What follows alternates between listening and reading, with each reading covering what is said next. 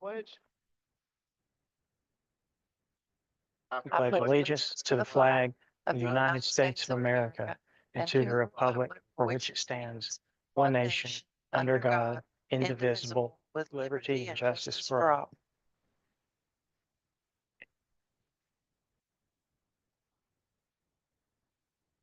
If y'all would, I'd like to have a moment of silence. Memory of Roger Snyder. He passed away this morning. He was a long, dedicated person to this town and a community member for his whole life. If you would, let's just give him a minute.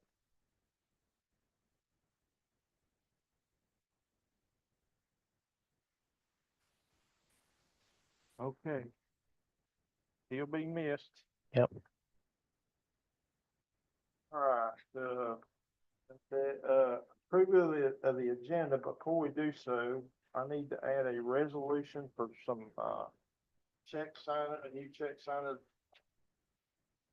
The consent agenda. I think y'all have all seen it. It'll be our new finance director. Is that right? Yes, sir. Okay. Any questions about that before we add that one? Okay. And then on our regular agenda, our cash flow loan program, the possibility of getting some money. We'll talk about that. Just see if that's okay with everybody on the regular agenda. That's good. Yes. Everybody's okay with that? I would make a motion to approve it as amended. I make a motion that we approve the agenda as amended. Thank you, I'll second it. Thanks, Sandra. Any other discussion about it? Hearing none, all in favor? Aye. Any opposed? Hearing none. Okay, council comments. Sandra, you got to start. Well, I'd like to say Roger's gonna be sorely missed. If it wasn't for him, there probably wouldn't be Mills River, and he served on council for 17 years. But I knew Roger from being a child. Me and his sister went through school together, and I was over at her house and she was over at mine, and Roger was usually in between them. What's that?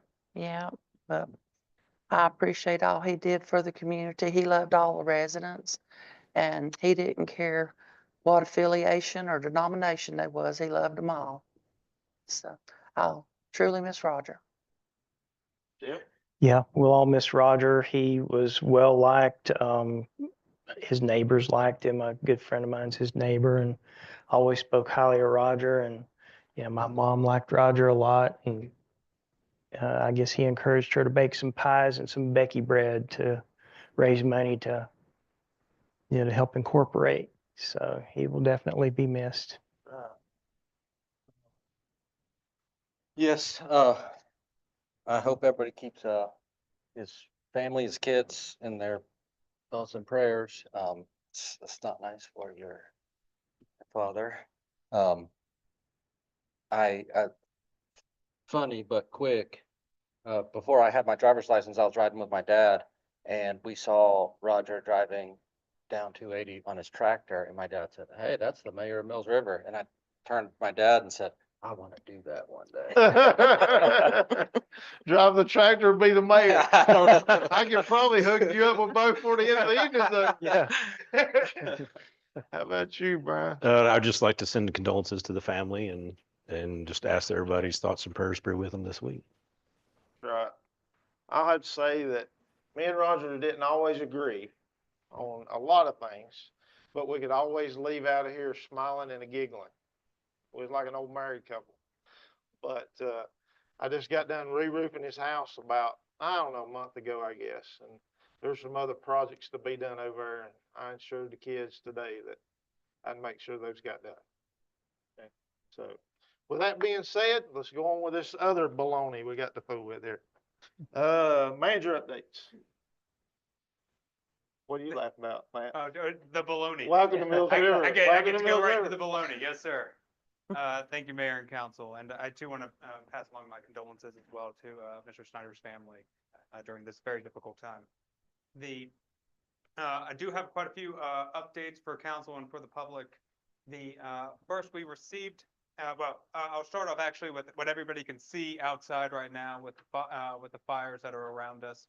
I just want to assure council and also to the public that we continue to be in constant communication with the fire department, Mills River Fire and Rescue, concerning issues dealing with Mills River.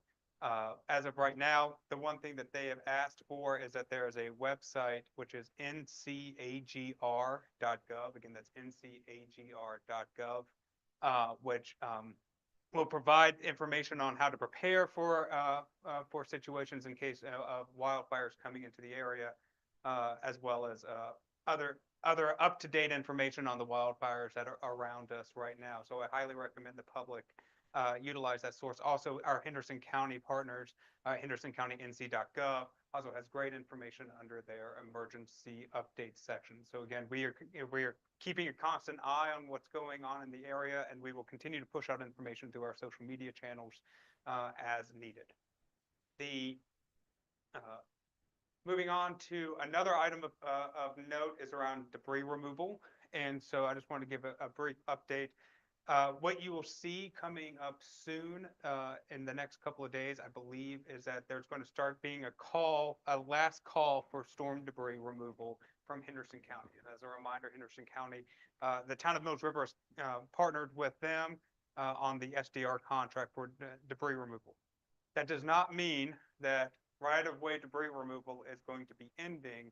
It's just going to be shifting into that next phase. And what that next phase is they're going to be requesting anybody who still has right-of-way debris removal that needs it to get picked up can either call 828-771-6670. Again, that's 828-771-6670, or Helene-info@hcem.org. Again, that's an email, Helene-info@hcem.org. They're able to put in a request on where they're at, what the location is, about how much it is. They'll work you through that process. So they're going to continue going until the debris removal is done. It's just moving on to that next phase. A couple of other items that you may have seen around, there has been clearing starting in the Publix area on 280. So again, that is the first phase. It's the first phase that we've actually seen of them doing that work. There is no timeline that is available on what that work looks like. But again, you may be seeing that clearing there. We didn't recognize that they have started work there. Also out here, there's been clearing of trees and vegetation along 191. Again, that's one of the first phases when it comes to the longer term project of the widening project. You may know that the widening project has been pushed back to 2029, but there are other elements that they can continue working on, such as getting utilities set up, et cetera. That's what they're working on, creating that kind of clearing right now. So that may, if you have a question, it's like, why do they leave some trees close to the, to the road, some vegetation closer to the road? I thought they were going to take more or take different elements. They're working through that. It's just a phased approach. So you're going to see a little bit of that work again as that moratorium comes close starting April 1st. If I were a guessing person, it's probably partly for that reason as well. And so, and a couple of other items, the accessible park, we're very excited about what's going on right now with the accessible park project. You can actually start to see the concrete down, the walkway down. And so we're still on track to meet that by that, mid-May kind of timeline there. So again, as long as everything continues going forward, we should be still on track with the timeline that we had before. And last, but certainly not least for everyone, we've started to get questions about the nonprofit timeline and the nonprofit application. And I just want to let you all know that we have, first of all, if you have sent us emails, we have them. We're going to be reaching out tomorrow to confirm all of that. But we do have the updated nonprofit application. It will be open for approximately 2 weeks, 2.5 weeks. We're still on track to bring those that once being vetted by staff, making sure that they've checked those boxes, going before council on the April 24th meeting. So we're still on track to make sure we meet all those deadlines as well. So that concludes my remarks. Okay, moving on, public comment. I got Ruth Williams signed up. He just answered my question. Okay. I was just here to see if y'all had decided Yeah. what the date's gonna be for nonprofit. Okay. Thank Say it. you for answering our question. Off the list, check right there. All Anyone else here for public comment? Hearing none? Nope. All right, the approval of amended, consent agenda. I make a motion to approve the Thank you, Sandra. amended consent agenda. Second. Second. Thank you, Brian. Any more discussion about this consent agenda? All in favor? Aye. Aye. Any opposed? None. All right, get on to our regular agenda. Harris County Sheriff's Office presentation. Who's gonna be the bad guy and the nice guy? Okay. Mr. Whitaker tag teaming, you're more than welcome to either stand or we can pull an extra chair up for you as well if you'd like to sit. Okay. Want y'all to see this, we have been passing these out to y'all's churches, y'all Okay. can share. We have a scams and fraud meeting. Information our major fraud victims are like 65, 70 years or older. So if there's I put some out there, Chris has a stack of them. If there's a place where citizens come in who ask about that, you can handle that right there or whatever. But we have to do a presentation to churches. I've done one down here, go to a restaurant, to a homeowner association, then personal safety. We do 2 or 3 different park codes for businesses and churches, so if anybody comes across or any information about that, let us know. Is that something that we might could get a PDF of to put on our website or something? Or, I said, well, PDF, but you take that, and or scan it in? you come up with your, Okay, use that information, put your letterhead on it, on the sheriff's copyright, everything. okay, all right. Yeah. I just think that'd be another good way to get it out there. Maybe link the. Yeah, Good We link to can the work out sheriff's. ways to put out the, our social Okay. media. Good deal. So thank you. This is a quick crime statistic right now for 2024. It's very basic. Just want to give you the information so that you guys will have it. So we'll go to the next slide there. So here's the district captains. As you know, we've had a couple retirements, so we just like to give this map out just so y'all know y'all still have the best 2 captains. That's right. So we have me and Darren have the Fletcher. We kind of split it. I have it towards the Etowah Horseshoe area. Darren has Mills River over towards Fletcher. Captain Woodson has taken over for Alan Corn, and took the east side, and Jordan Warren took the south side. So that's just a breakdown of our district captains. So here's your calls for service for 2024. Sheriff calls only was 11,326, which was a little down from 2023, which is a good thing. All calls dispatch was 13,151 compared to 12,844. So the calls for service for 2024 are down 1% from the 2023 numbers, which is a great thing. And the numbers, the top 3 calls for service for 2024 were extra security patrols, which was 6,225, which is Mills River deputies doing a great job checking on businesses, houses, people that make those requests. 836 traffic stops and suspicious motor vehicles in the area of Mills River was 605. For crimes, the largest 3 calls for service was animal enforcement calls, of course, 327. Those guys answer a lot of calls throughout the county, period. Domestic disturbances was 85, and breaking and enter larcenies was 83. So here's just kind of a graph to put it into display there, the total crime reports by the year of each year, going back to 2019. So, you know, we had a drop in that as well, which, you know, we think that's a good thing. And we think a lot of that's just due to proactive patrol and guys being in the area and people knowing there's deputies in Mills River. Here's a 2024, your traffic stops in Mills River. We had 997 in 2023. 836. We think that's down a little just because of hurricane and everything, you know, there for a while. We weren't on the roads as much as we'd like to have been. And then in Mills River, the arrests and citations, the arrests have went down, which is good, by 14. And then the citations have went up to 135 from 121 in 2023. And that's a graph going back to 2020. And that is all we have. Questions for these guys? You got any? Anything you need them to be working on, looking at? Nothing? Think y'all done a great job. Thank you. Thanks for what you Appreciate do. your support. Absolutely. Yeah. So, All right. holler if you need anything. Take, Thank you. Thank you. enjoy the rest of the evening. Appreciate it. Thank you all. Brittany hadn't made it yet, has she? No, sir. So Can we she, move on to the cash flow? I would recommend that, yes. Okay, All right, we're gonna skip till we get Brady here, and we're gonna move on to the cash flow loan program, and I think Matt will lead us in that. Yes, sir. Thank you, Mayor and Council.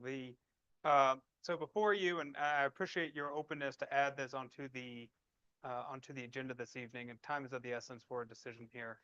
In December 2024, as a part of the Hurricane Helene Disaster Recovery Act 2024, which is, as we all know, SL 24-57, quite a few items within that bill.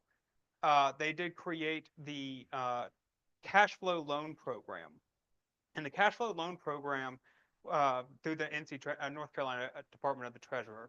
And among many reasons why it was created, one of the major reasons was around, again, as the name entails, cash flow. So they knew that it was going to take time to get reimbursements on certain requests that were going on. And so essentially they created this opportunity, this loan program that is zero interest, that would aid local governments on the front end to help cover some of those costs for recovery, and then provide that opportunity for them to pay it back over time.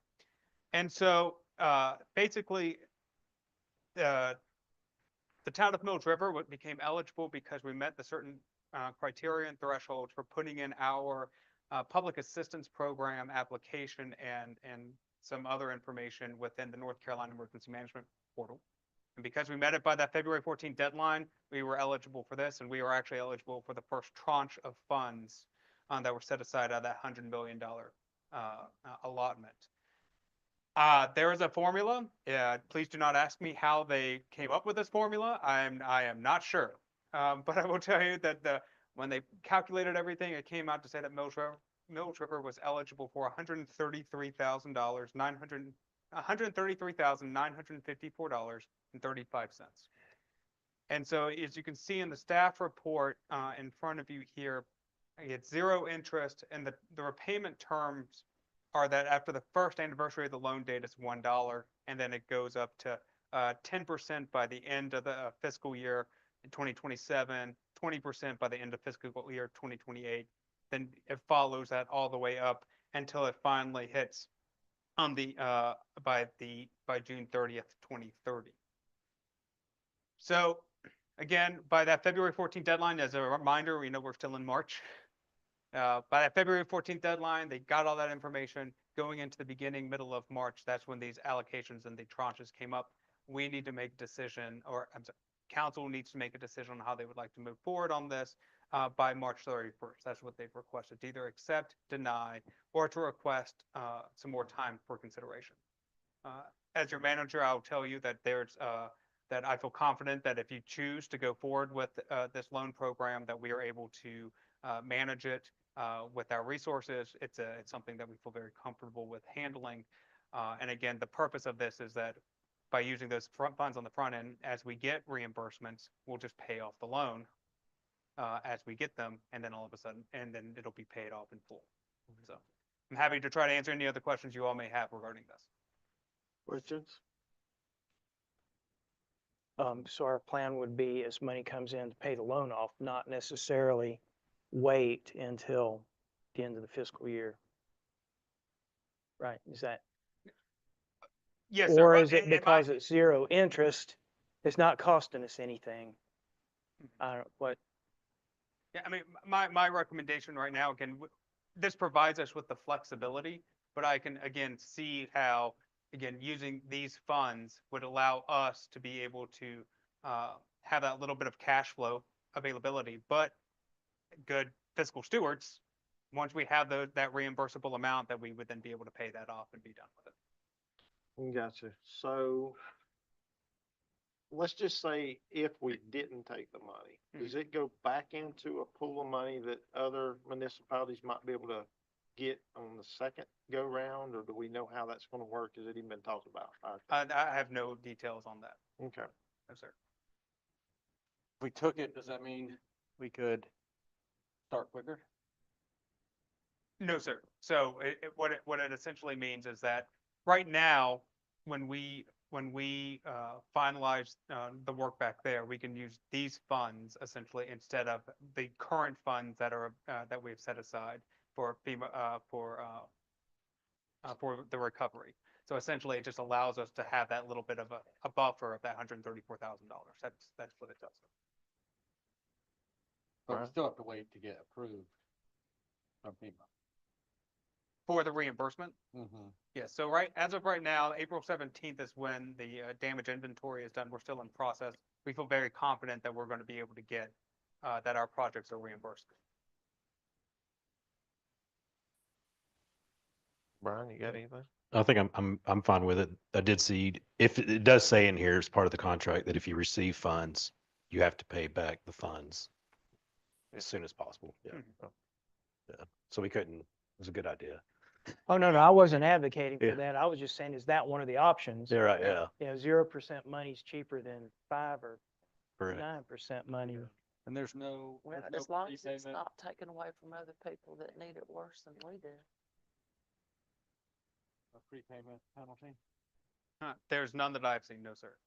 And so in fact, the contract is in front of you, and we can just make a quick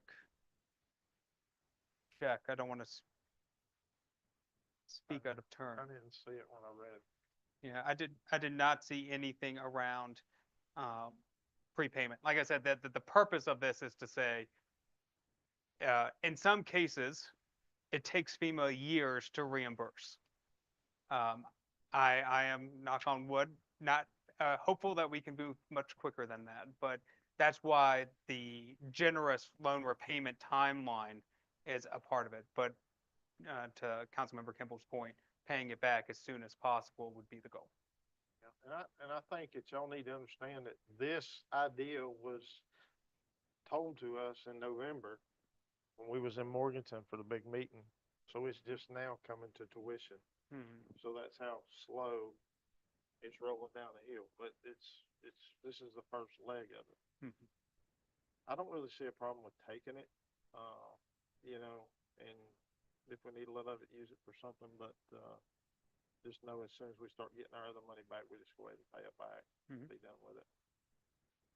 Be good stewards. Anybody else? If so, I'll entertain a motion to approve. So I make a motion to approve the presented resolution, the North Carolina Cash Flow Loan Agreement, promissory note, and associated agreements. I got Brian with a motion, need a second. I'll second. All right, just a second, any discussion? No? All in favor? Aye. Aye. Any opposed? Hearing none, all right. You got that one, Patty? Who was the second? I'm sorry. Oh, thank you. All right, we got Brittany Brady here. We're ready for her. Here's the County Partnership for Economic Development presentation. Evening. Welcome. Thank you all for your time. This is, I know there's a lot going on. Always appreciate it.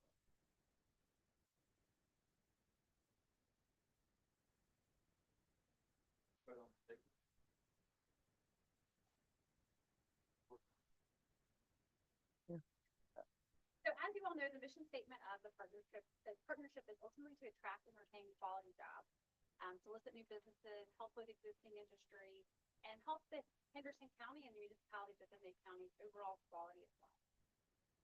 We do this pretty simply, in 3 different ways. We first of all want to take care of our existing industry. There's over 135 industries in Henderson County. We make sure that we meet with them, have retention calls if they're similar to health checks. If there's anything that we can help them with their business, building connections, we want to do that. At neighborhood meetings, sector meetings, great things happen when our industry partners get together. And then our Made in Henderson County is our Cradle to Career Workforce Program.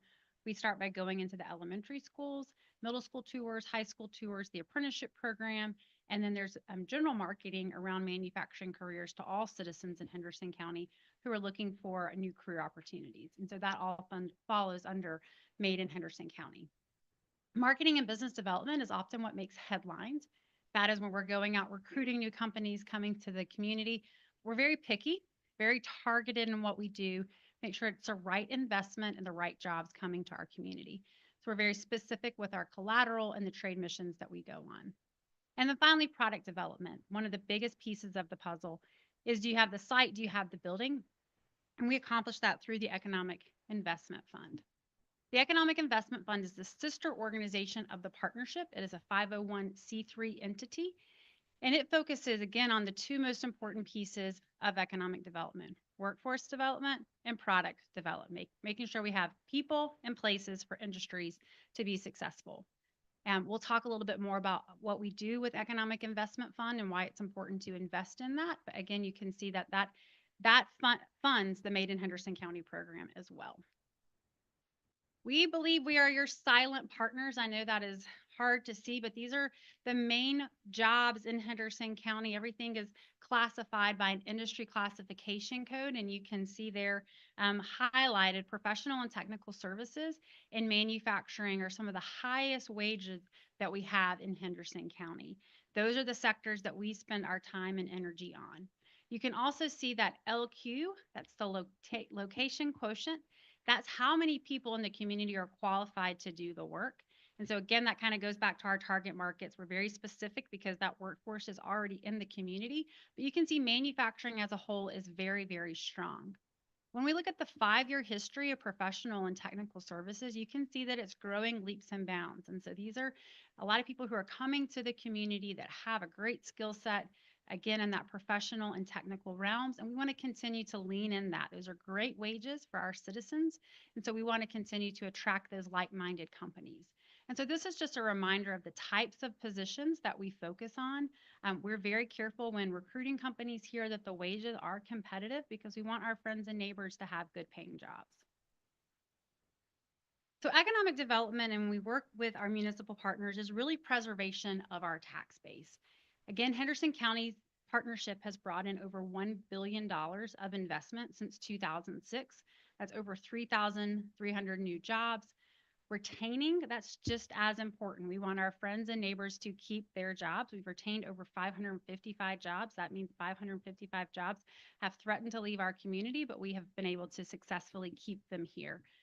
There's close to 6,000 manufacturing jobs in our community, and again, about 135 companies. When we hone into the town of Mills River, you're seeing over $500 million of investment in the town alone. That is over 1,300 jobs and 23 industries in the community. And we'll talk a little bit more about that impact in the town of Mills River.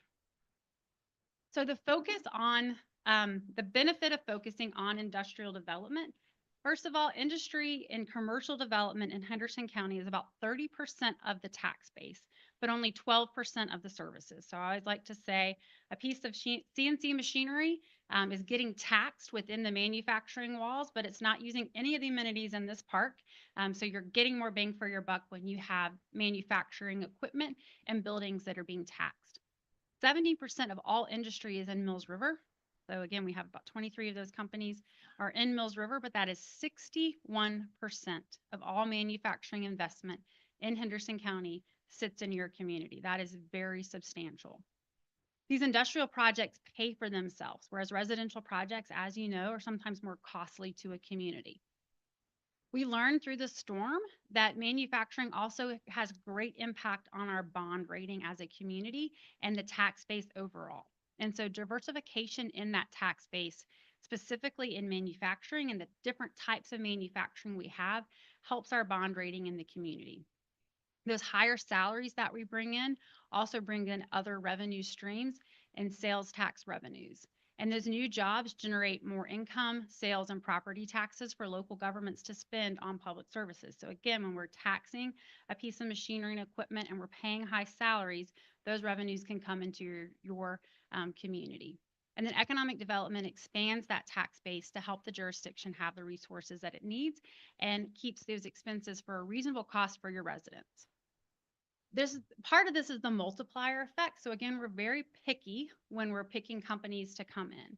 So if Linamar, for example, is creating a job, they hire a job, there's probably a half of a job or another job in the community that's being created.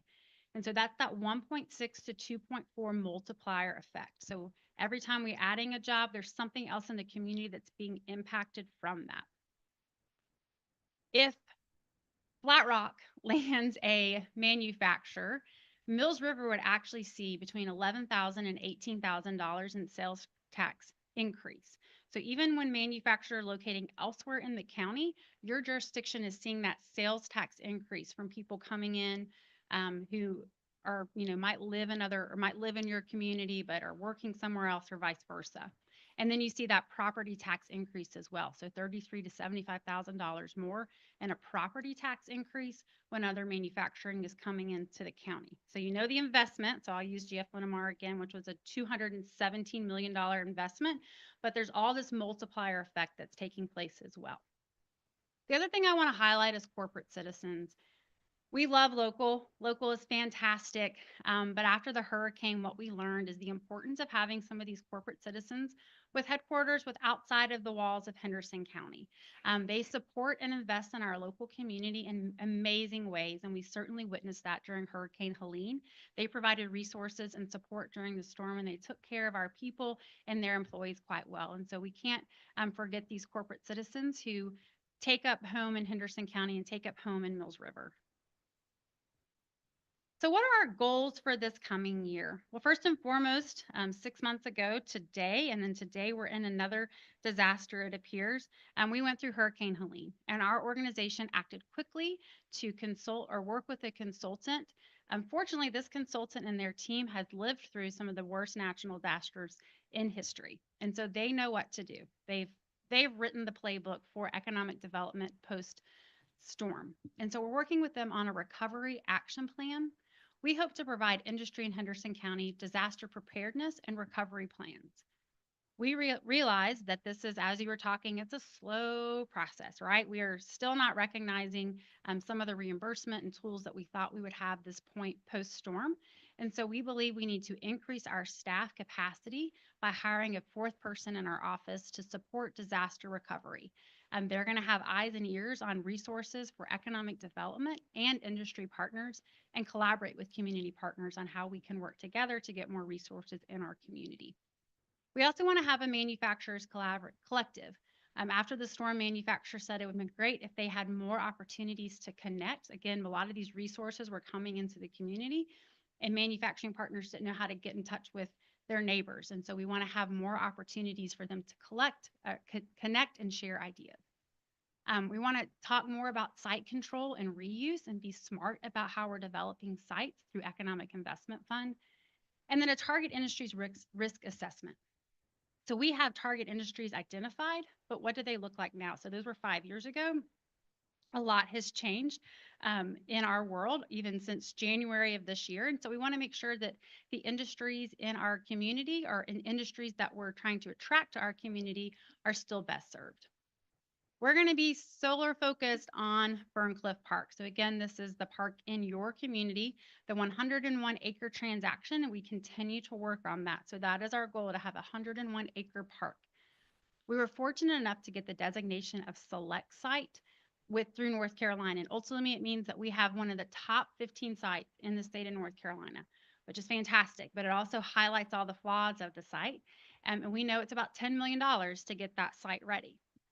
And so we can get a little bit of money out of select sites to complete due diligence, but we do not have funding to grade and clear the site or extend infrastructure.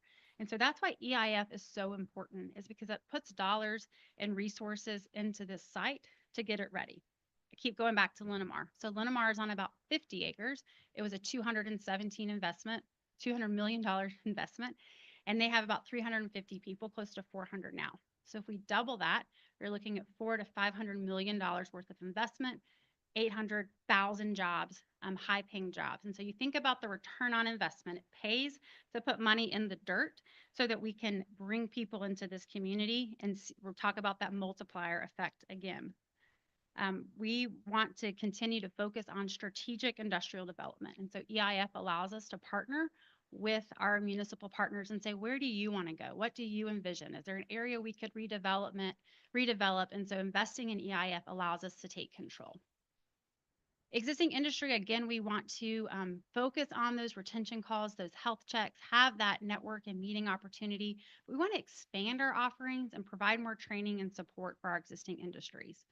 And our business development, again, we want to be very strategic in what we do. We don't have a lot of land or a lot of buildings to put in front of clients. And so we're going to be very picky and strategic that we're bringing the right people into our community.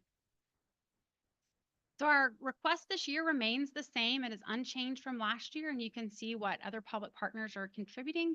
This is the amount they contributed last year. So we are not increasing our request. It's at $25,000 for both the partnership and EIF, and that supports the program of work that we put before you today. I'm happy to answer any questions that you may have about our request for this coming year. Any questions?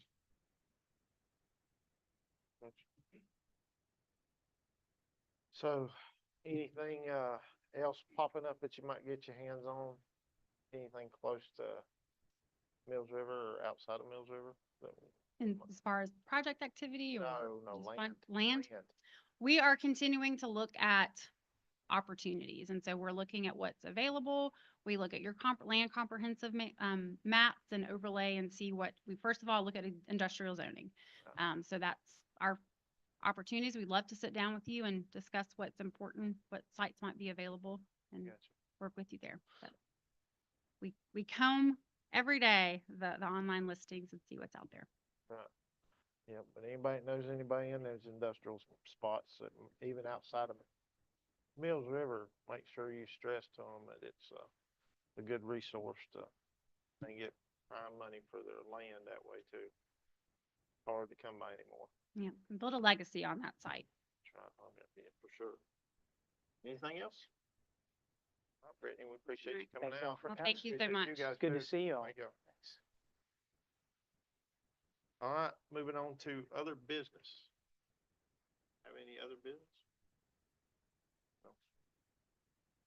So with that being said, we will make a motion to adjourn our regular meeting and move into our business meeting. I'll make a motion to adjourn. Okay, Brian, I'll second. Jeff seconds. Any discussion while we're doing this? Hearing none. All in favor? Aye. Any opposed? Hearing none. All right, we'll move over to our business meeting agenda.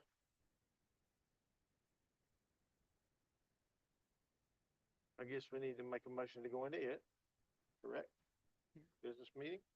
Somebody do that for me? We're still catching on to this, by the way. Make a motion to enter our business meeting. Thank you, Brian. Second. Sandra, second. Was we gonna do the closed session before the business meeting? It'll be at the end of this. Okay. Yep, I would assume. All in favor? Aye. Aye. Any opposed? Hearing none. Okay. Mayor and council, I just want to call up Kristen Rental.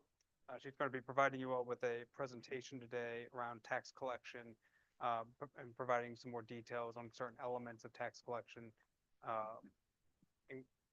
including steps that she takes to make sure that we get the high tax rate every year.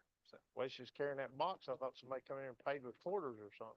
Wouldn't that be nice? there's nothing that she will not do in order to get those percentages to increase. You'd be surprised. People pay in change some days. Wow. I'll take it. All right. Well, we thought it was a good idea to start going through information on taxes. We've entered the delinquent tax collection time. And with some new members of the council and your new tax collector, it seemed like a good time to sort of connect on what's going on, how we do it. Something that I'd like you guys to know is that I actually decided to become the tax collector and trained to be tax collector because of how this town handles delinquent taxes. Because as they say at the conference, no one grows up saying, I want to be a tax collector. We all sort of fall into it for one reason or another. So if you have any questions, certainly let me know. So we're going to go through a few pieces today. What is the tax calendar? What is a tax lien? Who's responsible for tax? What are enforced collections? What is our delinquent tax collection process? Some real life scenarios of things that have happened in the last 2 months. And then we'll sort of wrap up and have some questions and go through. So the tax calendar is set by the Machinery Act, which is the tax code set by North Carolina. The important dates are here.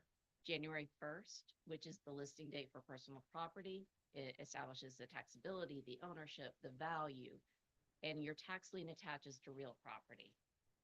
July 1st, as you know, is the beginning of the fiscal year, which is actually the beginning of the tax year as well. September 1st is the due date for taxes. This is an interesting piece because we call it the due date, but you have 4 months to pay before it goes delinquent. January 6th, typically you see asterisks because this year January 6th fell on a Sunday. So people had till January 7th to pay and still be in date. But that's the date taxes are delinquent. You get a 2% penalty that's applied, and then interest will begin to accrue in February. On January 6th, the first day of delinquency, enforced collections may begin. And we'll go into that. So what is a tax lien?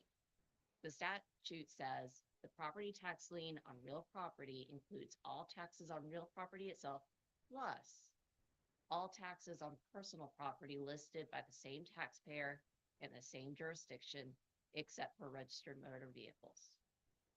So real property is defined as the land and improvements. In other words, as Chris McLaughlin, the School of Government tax expert, says, dirt and the stuff built on dirt. Personal property is going to be everything else. Your registered motor vehicles are also a type of personal property, and we do collect that, but the DMV, as of 2013, started collecting tax for us, and so we just get that at the end of the year, and so you'll see that go into the lien and everything at the end. Or the levy, rather. The tax lien is automatically applied on real property on January 1st by the county. And personal property can be included in the real property tax lien if owned on January 1st. So if I own a boat, that boat can also be put against the tax lien on my house and land. So who's the responsible taxpayer? And this is kind of an interesting point. For real property, it's the owner of record on the date of delinquency, which is January 6th, and then every subsequent owner. So if the guy 2 years ago, before you bought your house, didn't pay his taxes, but you now own it, you are also responsible for that tax. Personal property is a little different. It's the owner as of the listing date of January 1st, except for registered motor vehicles. So if I own that boat on January 1st, I am responsible for the tax even if I sell it on January 3rd. So we look at tax a little bit differently for those two things. Enforced collections. That's not the fun part, but it's the part that makes sure that we get paid. So tax collectors can enforce collection because a lien is the legal claim against property for payment of property taxes. So enforced collections can be used to collect up to 10 years of delinquent taxes. So going back to Mr. Moore's question from the last council meeting, that's the reason that we really track those 10 years on your monthly report, because it'll show how much we can we collect. Now, this past week, I took tax money from 2011. I will always take back taxes. Taxes are never truly gone. They're never truly written off. So we'll always take them. But I can only enforce collection for 10 years. All enforced collection methods, excluding interim foreclosure, may begin on January 6th, the date of delinquency, with no notice to the taxpayer. And that's something that's very interesting that people don't realize.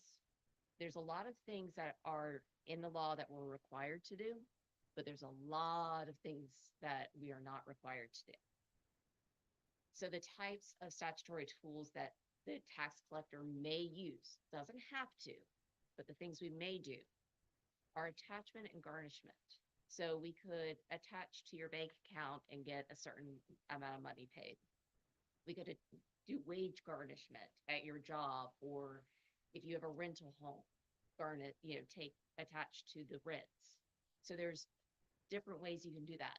this is a little difficult sometimes because if John Doe is on the property, but John Scott Doe is on the checking account, I may not be able to attach it because how do I know that those are the same two people?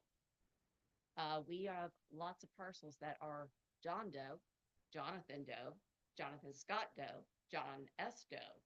They're all the same person, but those are all individual letters and those are all different things. And people, whenever they have their parcels or purchase things, they don't necessarily think, oh, I should keep my name consistent. So we run into those issues. Something called set off debt collection. And that is where you can attach to state income tax refunds, lottery money, any debt that's, or anything that's over $50 we can collect. This is also what Mr. Malachek was speaking about with code enforcement, and that we can partner with the league to do so that they're interested with planning and zoning on doing this. I think we would do this together to have another enforcement method. There's also levy and sale. That's only on personal property where we could take your boat and I could sell it. Now, could I probably sell a boat? Maybe.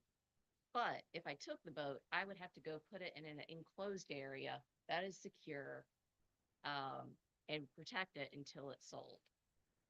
That is a lot of responsibility, and the town just does not do this. It's just not practical for us. The last type is foreclosure. There's two styles, mortgage and NREM. We do not do NREM. It is a very fast process. It's like a judiciary sort of piece. It is quick. If we have to do a foreclosure to collect funds, we do a mortgage style foreclosure that protects the property rights of the owner much more. It also can take a year to do. We have one that is coming to fruition right now that has been in process for over 2 years. So these are not quick processes. We use a law firm, Kenya Law Firm. They're based in Asheville. They are very respectful. They try to reach out to people. They try to reach next of kin. They try to do every sort of method that they can to collect the money. And we'll go into that a little bit later, because the hope is they get the lawyer's letter and they pay and not have to worry about anything else. So what is the delinquent tax collection process? I'm going to start at September 1st, just so you get an idea of what we do. Payment coupons are sent with the bill in August, so that they're there by September. This is not something we have to do by law. We choose to send the bill. It's kind of like your income tax. No one tells you or sends you a bill that you have to pay it, but you know that every year you have to. But we do send the bill, and we are not required to have the bills online, but we do because it's a service and it makes it a lot easier for people to find. We research contact information for return mail. That's not something we have to do. Again, we don't have to send the bill, but we're going to try to make sure it gets to the right person. Did they have this as a vacation home, but it's now their primary residence? Were they building? You know, what happened? We try to fix that. We post signs for taxes due in December to mid-January. Again, it's a passive way that we let the community know that this is a heads up. You may not even know that there's Mills River tax. I have people who've lived here for a couple of years, never put, they escrowed their county taxes, but never realized, and their lawyers didn't realize that they needed to do that for Mills River tax. So they wind up paying in arrears. Then we hit, our data of delinquency. And mid-January, we start getting letters together and looking at the delinquent people. We send out a notice of delinquent tax to all taxpayers because we think you should know before more interest starts accruing. We are only required to send it to people with real property. So the people with dirt and the stuff built on dirt. But we want to make sure because so many people who can't afford to pay that interest are the ones who didn't realize or forgot or meant to finish paying it off later. The next piece is, the advertising of the tax lien. The governing body must order the tax collector to advertise the tax lien. It's statutory. It's just one of those required things that we have to do. Now, we sent out those letters for that February, and we aimed them for February 1st. So we send them out this past year on January 30th. And we pull out letters and make sure it's only the people who are delinquent at that point who are getting them. There's a little crossover, of course. But we do that so they have an entire month to pay. Because February's short anyway, so they don't have more interest accrued.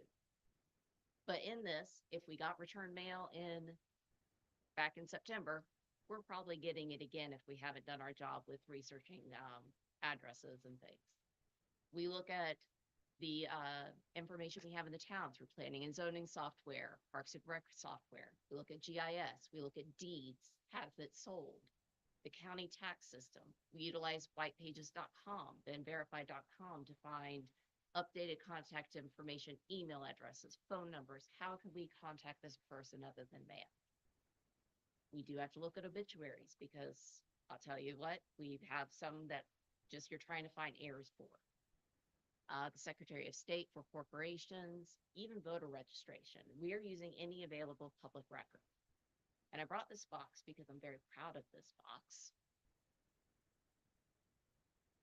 This is all the return mail that we could not get to a real person in 2021.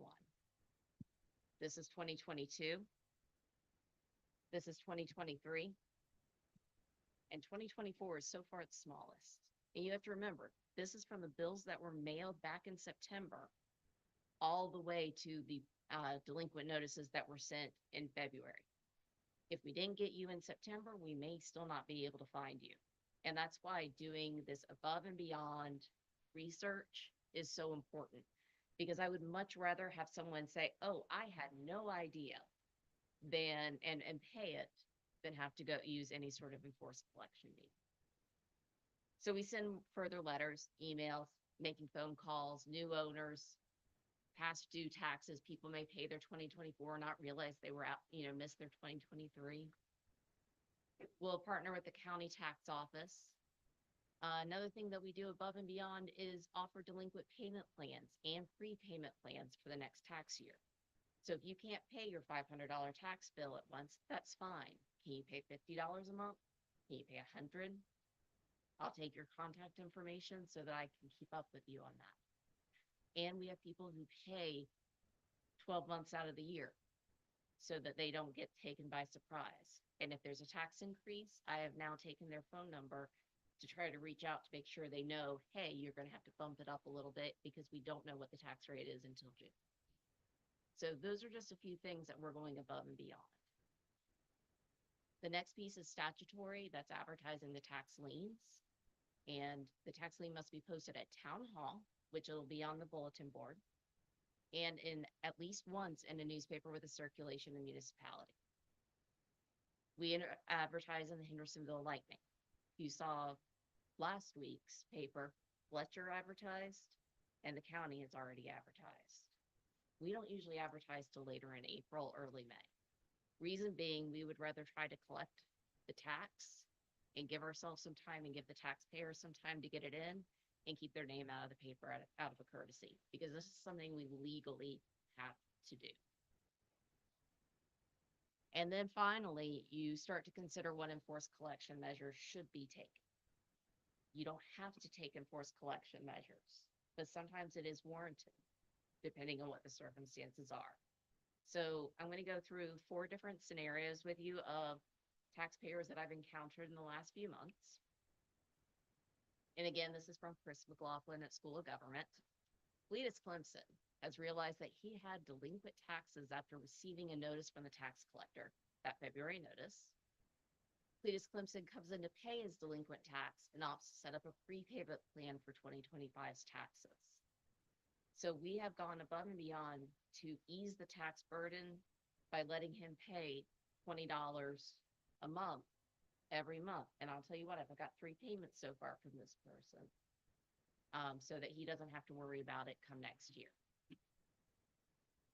That's best case scenario. Wanda Wolfpack is on a fixed income and it has a history of delinquent taxes. One year, the county did take enforced collection action against her, so her priority is to pay those county taxes first, because she knows Mills River is willing to work with her. She's not comfortable doing a yearly payment plan, it's too much to keep up with. But she pays her county tax first, sets up a delinquent tax payment plan with us as soon as she's done with the county, and keeps communicating with the tax collector. Last year and this year, she lets me know there is a problem and can't make a monthly payment or asks to be a little bit less. So the tax collector in this case opts not to take enforced collection because we have someone who is actively talking to the tax collector and actively trying to pay off the debt. Oh, Tommy Tarheel. He's got 3 years of delinquent taxes, and last year he told the tax collector he was appealing the 2023 tax values with the county. So the tax collector did not utilize enforced collections. Once Tommy Tarheel's 2024 taxes became delinquent, the tax collector reached out to the county and discovered no appeal was ever filed. And this can happen any year. It doesn't have to matter if it's a reappraisal year. We have people who are reaching out because of lien damage to get their property reappraised, but make it the tax burden a little bit less if needed. At this point, 2 notices have been sent to Tommy Tarheel since delinquency in an attempt to collect taxes. The tax collector will send 1 more notice before processing enforced collection process. So we have a case here where someone talked to the tax collector. We're going to call this an honest mistake last year, and the appeal didn't get filed, and they're not contacting the tax collector currently. So this is a time where you have to start considering 3 years of delinquent taxes. Do we need to move forward? And my last scenario is Deborah Duke, who has both personal and real property. While she's paid her 2024 taxes, her 2018 to 2023 taxes are still delinquent. The tax collector was able to speak to Deborah about past due taxes, but no payment was made nor payment plan set up. 2 further notices have been sent to Deborah Duke in attempt to collect. The tax collector will send 1 more notice before beginning the enforced collection process of both personal and real property. And this goes back to my example earlier of if Deborah owns both a boat and her house, we can collect the money on the boat by putting it, that lien goes against the house as well. So we don't have to collect the boat, put it in a fenced-in area, keep it secure till we sell it. It goes against the real property. Now, in none of these cases do we have to take enforced collections, but we have the option in all of them. And right now, Mills River has traditionally taken a very long arm with this and tried to really work with people. In every letter that we send out, it's please contact us. We will work with you. Every single letter. There are some people I have now contacted 3 times, and I still have not heard from. There's other people you contact once that you hear from them immediately. There's people who just pay it off online. I've gotten great responses from the emails I've been sending. I'll try to do phone calls. But out of the 55,546 parcels in Mills River, we currently have 282 outstanding as of today. Our tax collection rate is 98.82%. We are far ahead of where we were last year at this time, which is about $45,000 left to collect. In February, I sent, just to give you some perspective, 480 letters, and a lot of those letters had multiple parcels in them to start collecting. So we've already come down a fair amount. I will start looking at the people who owe the higher amounts of taxes and then work my way down the list, because you're trying to get bang for your buck. But the main thing is, and this is why I told you I agreed to be tax collector, is that we do this with some empathy and some compassion. Foreclosure is the last step. It's the big one. Once you do that, there's no going back. But if you have someone like Deborah Duke here who is delinquent since 2018, we only have 10 years to collect that tax. So at a certain point, you have to move forward because it does, as I said, with that mortgage style foreclosure, it can take a year or more to go through that process. We have one person that we put into foreclosure who's coming up soon that no one can locate. And it's been 2 years or something. And there's many years outstanding taxes before that. So it's not something that we have done very much, but it is something that we can do and sometimes is necessary. So again, out of those 5546 parcels, in 2021, we did 5 foreclosures. In 2022, we did 7. And in 2023, we did 5 with 4 owners. I can speak to that one just because I was here for that. 3 were resolved after the demand letter was sent within 2 months. 1 nearly got to auction and 1 is still in process. So hopefully that sort of gives you an idea of where we start with the law, how we try to go well above and beyond to take care of our taxpayers. But there's times where people do not respond to polite requests. And the good news is, as far back as I can look, which is 2020, no one who has ever had a more severe enforced collection has ever been a repeat offender. They always pay before we get to that last step, so that's a very good thing. But sometimes people need to know that you're serious. But I've got a number of people set up on payment plans for delinquent taxes, as well as prepayment plans for next year. Prepayments are not something we're required to take. I'm not required to take a payment prior to July 1 of the new fiscal year. So it's more work for us, but it's better for our residents, so we want to take care of them. Any questions or anything I can revisit?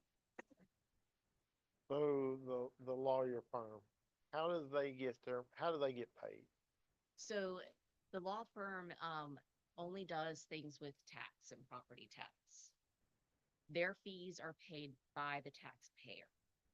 If we have a demand letter sent, the fee is very low because that was not much work for them. If they're having to do a lot of research and they're trying to contact relatives, they're trying to contact people who live nearby them, trying to find this person, the fee is going to keep going up. So the fee and it depends on how much the tax lien is, of course.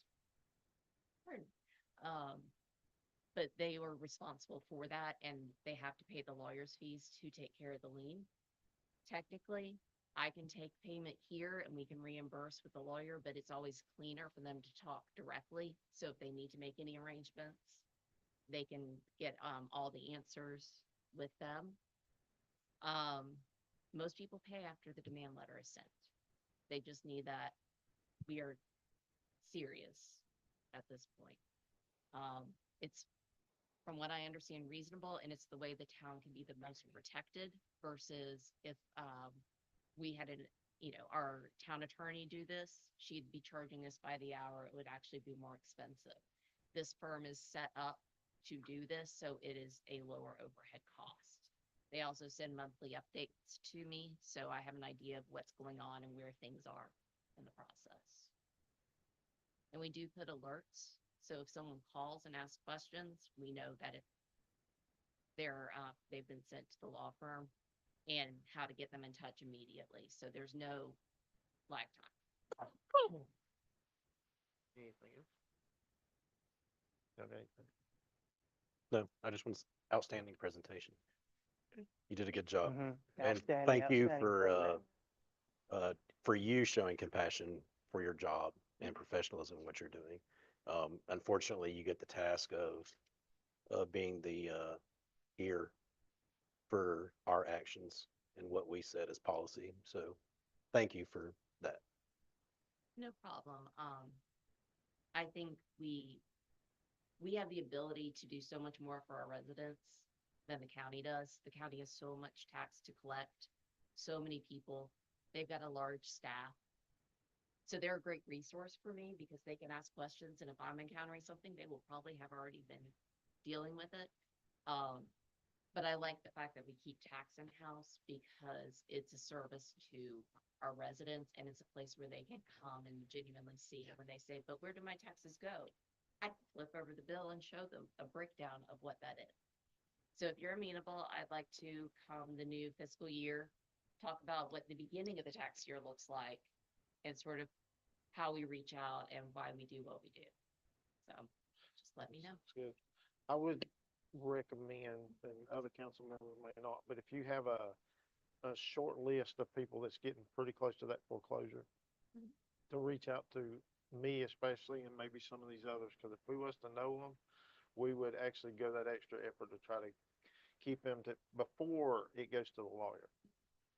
Just to try to save them some extra money. Well, all this is public record, so Yeah. we can certainly Yeah. discuss any concerns. Okay, thank you. Excellent. Great presentation. Thank you. Yes. Right, the potential future agenda items, anybody got anything to put on there? No? Matt, you got anything you'd like to put on there? Just a couple things to put on your radar. If council is amenable to it, bringing in representatives from the Department of Transportation at a future meeting, potentially in April, to give a presentation similar to what we saw this evening from our partners at the Sheriff's Department, just because we know a lot of questions are around that. And so I just want to check and see if that's something you all would like to have organized. And Yeah, so, if you can work it in sometime when we're not slammed and Sure. they're available, that'd be great. perfect. And the only other thing I just want to put on your radar for right now, as a reminder, the supplemental insurance that the town of Mills River has for our vision dental and other supplementals is currently with the League of Municipalities. That health trust, as a reminder, is shutting down effective June 30th. And so for that reason, we are in the process, and I'm in the process of trying to find comparable supplemental insurance for the town as we prepare through the budget process.